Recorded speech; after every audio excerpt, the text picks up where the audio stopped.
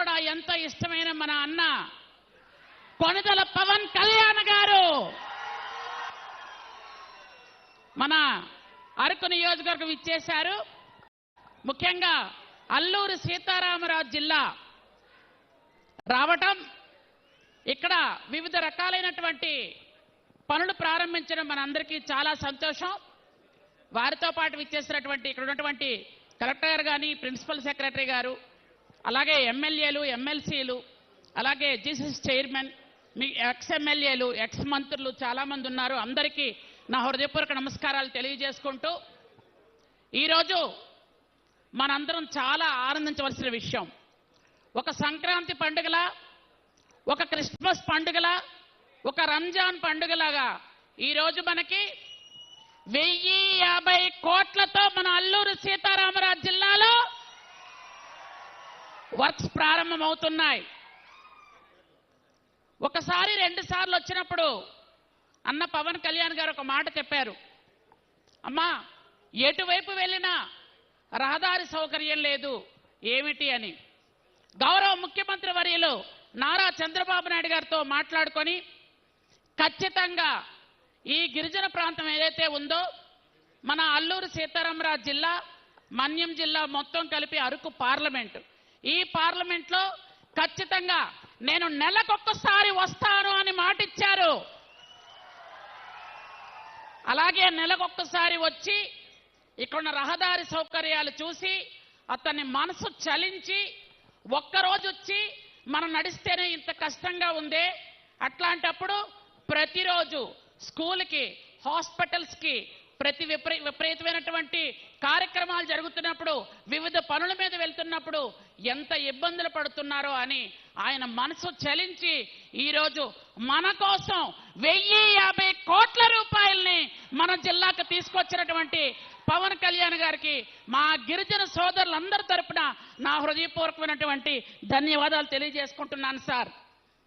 ముఖ్యంగా ఈరోజు పవన్ కళ్యాణ్ గారు మీకు అందరికీ తెలుసు, మనకి ఎన్ఆర్జీఎస్ రోడ్లు కావాలి అన్నా, పిఆర్ డిపార్ట్మెంట్లో ఏ రోడ్లు కావాలి అన్నా వారు శాంక్షన్ చేయాలి. అలాంటిది రాష్ట్రం మొత్తం మీద ఎన్ని శాంక్షన్ చేశారో మనకు తెలియదు, కానీ మన దగ్గర మాత్రం గిరిజన ఆడపడుతులు, గిరిజన యువత ఇబ్బంది పడకూడదని ఈరోజు ఇంత భారీ మొత్తం మీద శాంక్షన్ చేయడం నభూతో నా భవిష్యత్ అని అందరికి కూడా వినిపిస్తోంది, కనిపిస్తోంది. అలాగే సార్, ఈ ట్రైబల్ వెల్ఫేర్లో ఉన్నటువంటి ఒక గిరిజన శాఖ మంత్రిగా ఈ జిల్లాకు చేసినటువంటి ఒక 2 పనులు తమ దృష్టిలో పెడుతున్నాను సార్. ఎందుకంటే తమ తాలూకా హెల్ప్ కూడా మాకు కావాలి. ఇక్కడ ఏంటంటే ఎక్కువగా ఏ రోడ్లు మనం శాంక్షన్ చేసినా ఆ రోడ్లకు ఖచ్చితంగా ఫారెస్ట్ డిపార్ట్మెంటు కొంత అడ్డంకులు ఉంటున్నాయి. కాబట్టి దయచేసి మీరు పెద్ద మనిషితో ఫారెస్ట్ డిపార్ట్మెంట్ల అడ్డంకులన్నీ తొలగించాలని దయచేసి మీకు తెలియజేసుకుంటూ, అలాగే తమ్ముళ్ళు ఒక 2 నిమిషాలు సార్ మాట్లాడతారు, ఒక 2 నిమిషాలు. అయితే సార్ తమరు 1050 కోట్లు మా జిల్లాకి వరంగా ఇచ్చారు. అలాగే ట్రైబల్ వెల్ఫేర్ డిపార్ట్మెంట్ నుంచి కూడా రాష్ట్రంలో 125 మల్టీపర్పస్ సెంటర్స్ని శాంక్షన్ చేయడం జరిగింది 75 కోట్లతో.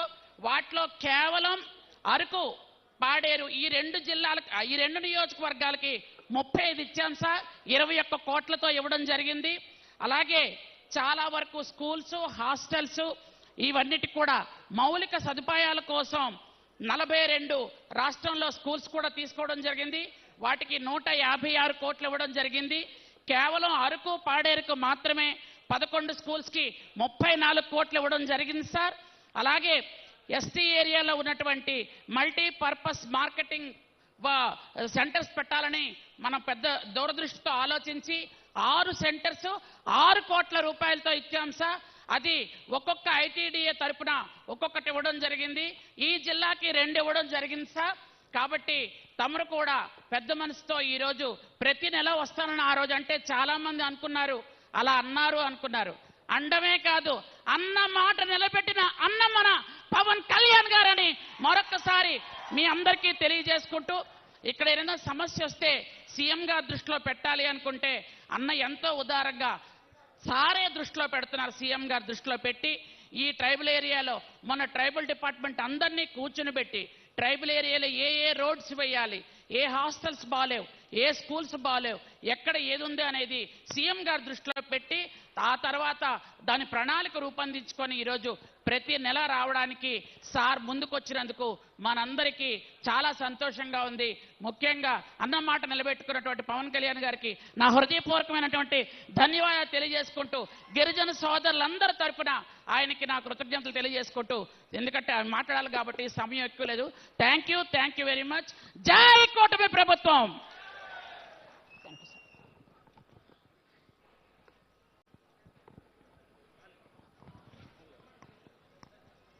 హలో, ధన్యవాదాలండి. ఇప్పుడు ముఖ్యంగా మన గౌరవనీయులు, మన గౌరవ ఉప ముఖ్యమంత్రి వర్యులు అయినటువంటి శ్రీయుతులు శ్రీ కొణిదెల పవన్ కళ్యాణ్ గారిని మాట్లాడవలసిందిగా కోరుతూ